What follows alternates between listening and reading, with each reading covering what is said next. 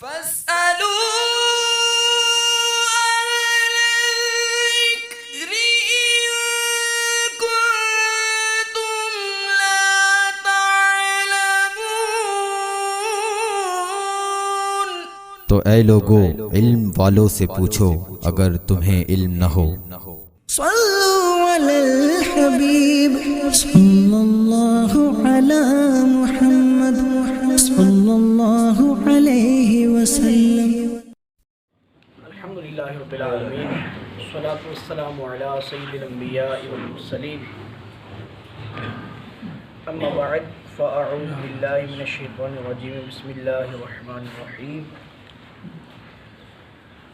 الصلاة والسلام علیکہ یا رسول اللہ وعلی آلکہ وصحابکہ یا حبیب اللہ۔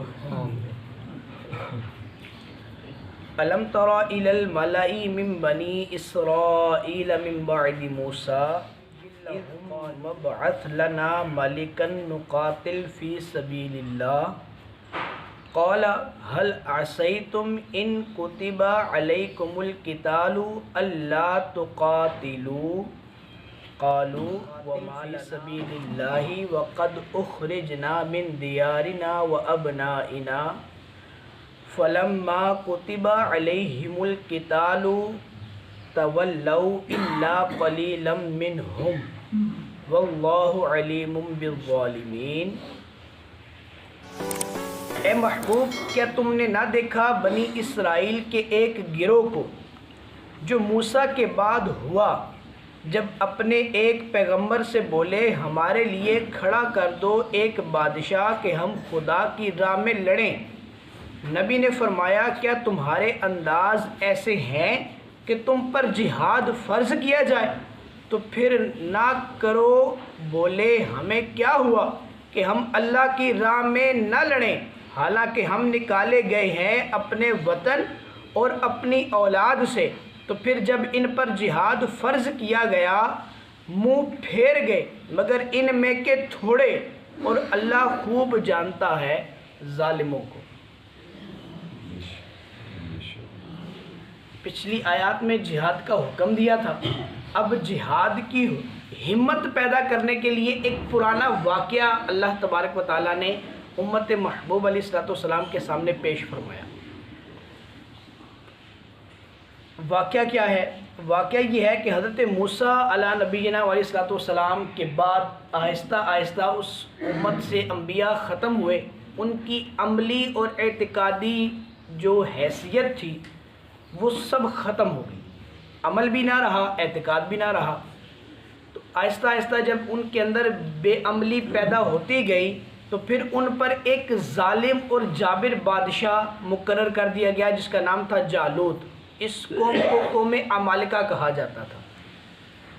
اس سے ایک بات یہ بھی پتہ چلتی ہے کہ جب قوم سست ہو جائے نا، جب ان کے اعمال خراب ہو جائیں تو جو حکمران ہوتے ہیں وہ ظالم اور جابر ہو جاتے ہیں۔ تو جب بھی اگر آپ کو ایسا لگے کہ ہمیں ایسا لگے کہ ہمارے اوپر جو حاکم ہے وہ صحیح نہیں ہے تو اپنی حالت کو سدھاریں، بجائے حاکم کو گالیاں دینے کے، بجائے گورنمنٹ کو گالیاں دینے کے، بجائے جناب جو ہمارے حکمران وقت ہیں ہم ان کو برا بھلا کہتے رہیں، ان کے پیچھے لگے رہیں، ان کی غیبتیں کرتے رہیں، اپنے آپ کو سدھار لیں۔ ہم سدھر گئے تو وہ خود بخود سدھر جائیں گے۔ بہرحال جب ان سے یہ اس طرح کا معاملہ ہوا، ان کے شہر چھن گئے، ان کے بچوں کو مارا گیا، ان کے معاملات بالکل جو ہے وہ الٹ پلٹ ہو گئے، تو انہوں نے کیا کیا کہ پھر وہ، چونکہ ان کے زمانے میں کوئی نبی تو موجود تھا نہیں، وہ دعائیں کرتے تھے کہ اللہ ہمیں کوئی نبی عطا فرمائے۔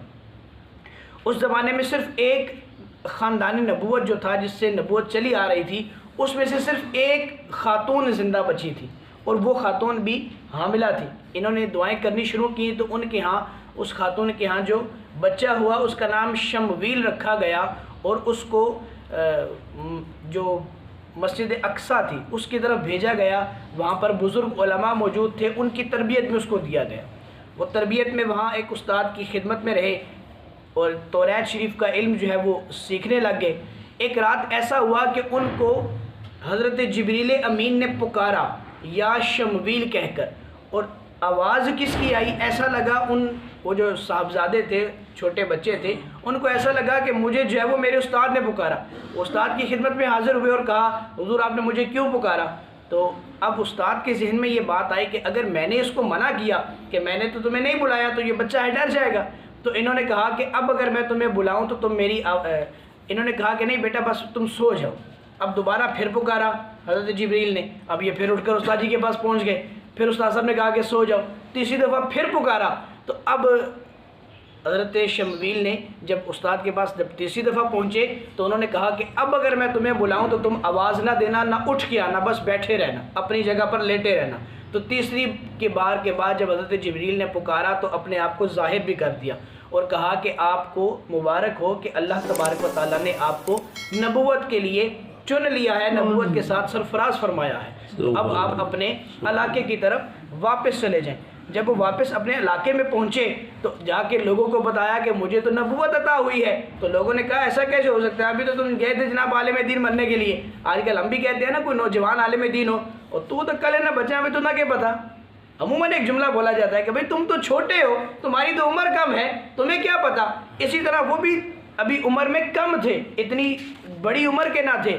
تو ان کو بھی لوگوں نے ایکسیپٹ نہیں کیا. انہوں نے کہا اچھا اگر آپ نبی ہیں ہی تو پھر ہمیں ایسا کریں کہ ہمارے لیے ایک بادشاہ مقرر کریں, ہم اس کے ساتھ مل کر جہاد کریں گے اور جو شہر ہم سے چھین لیے گئے, ہمارے بچے جو قتل کر دیے گئے, ہم ان کا بدلہ لیں گے اور اپنے شہروں کو واپس لیں گے. تو انہوں نے کہا کہ تم جو ہے وہ لڑ نہیں سکتے, جہاد نہیں کر سکتے. انہوں نے کہا ہم کیوں جہاد نہیں کریں گے بھائی, ہمارے بچوں کو مارا گیا ہے, ہمارے شہروں کو چھینا گیا ہے اور ہمارے اتنے معاملات خراب کیے گئے ہیں, ہم ضرور جہاد کریں گے. جب انہوں نے جہاد کا مطالبہ کرنا شروع کیا تو پھر انہوں نے ایک بادشاہ جو ہے وہ مقرر کیا اور بادشاہ مقرر کرنے کے بعد ان کو جہاد کے لیے بھیجا گیا. یہ اگلے 3-4 آیات میں یہ واقعہ پورا کا پورا بیان ہوگا. اس بادشاہ نے کیسے پھر لڑائی کی اور وہ بادشاہ کون تھا, اس کا کیا بیک گراؤنڈ تھا, یہ سارا ان آیات میں آگے بیان ہوگا. بہرحال جب ان کو جہاد کے لیے مقرر کیا گیا اور وہ بادشاہ جہاد کے لیے نکلے تو ان کے ساتھ ہزاروں لوگ تھے, لیکن جب وہ آگے پہنچے تو کم ہوتے ہوتے وہ 313 جو صحابہ کی وہ مقدس جماعت تھی اس سے بھی کم رہ گئے. اور وہ انہوں نے کیا جملہ بولا, وہ جملہ انہوں نے بولا کہ آپ جائیں, آپ اور آپ کا خدا لڑے, ہم نہیں لڑنے والے. اور یہی جملہ پھر صحابہ نے حضور علیہ السلام کے سامنے عرض کیا تھا کہ جب جہاد کا معاملہ آیا تو صحابہ نے کہا یا رسول اللہ, ہم حضرت موسیٰ کی اس قوم کی طرح یوں نہیں بولیں گے کہ آپ اور آپ کا خدا لڑے, ہم آپ کے سامنے سر جھکائیں گے, ہم اپنے سر کٹائیں گے, ہم آپ کی بارگاہ میں اپنے سروں کی نیاز جو ہے وہ پیش کریں گے. تو بہرحال وہ یہ جو اس طرح کا معاملہ رہا, تو یہ ذہن میں رہنا چاہیے کہ ہمیشہ عملی میدان میں قدم رکھیں, صرف نعرے نہ لگائیں. ہمارے ہاں اہل سنت کے اندر خصوصی طور پہ یہ چونکہ ہم سارے آپس میں بیٹھے ہوئے ہیں تو ہمیں یہ بات کا احساس کرنا چاہیے کہ ہمارے ہاں اہل سنت میں صرف کھوکھلے نعرے رہ گئے ہیں. ہم صرف کھوکھلے نعرے نہ لگائیں. انہوں نے بھی صرف نعرے تو لگائے تھے ہم جہاد کریں گے, لیکن جب جہاد کے لیے نکلے تو جہاد کی سختیاں برداشت نہ کر سکے اور سارے کے سارے پیٹ پھیر کر بھاگ گئے. تو ایسا نہ کیا جائے, عملی اقدام ہونا چاہیے. اب وہ عمل کسی بھی طریقے سے ہونا چاہیے, وہ عملی اقدام ہو, صرف کھوکھلے نعرے نہ ہو. کھوکھلے نعرے لگانا جو ہے یہ تو گلی اور بازار کے لوگوں کا کام ہے, جو اہل عمل لوگ ہوتے ہیں ان کا کام جو ہے وہ عمل کرنا ہوتا ہے, نعرے لگانا نہیں ہوتا.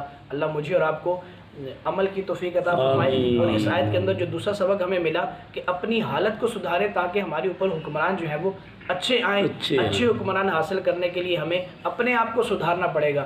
جیسے کہتے ہیں نا, میں سدھرنا چاہتا ہوں. ہم ہر بندہ یہ ذہن بنا لے کہ میں سدھر جاؤں, اپنے آپ کو سدھار لیں, خود اپنے آپ کو ٹھیک کر لیں تو پورے کا پورا معاشرہ ٹھیک ہو جائے گا. اگر ہم یہ سدھارنے نکلیں گے کہ بھائی میں نے اس کو بھی ٹھیک کرنا ہے, اس کو بھی ٹھیک کرنا ہے, اس کو بھی ٹھیک کرنا ہے, تو نہ یہ ٹھیک ہوں گے نہ میں خود ٹھیک ہو پاؤں گا. اللہ مجھے اور آپ کو سمجھ عطا فرمائے, عمل عطا فرمائے. آمین.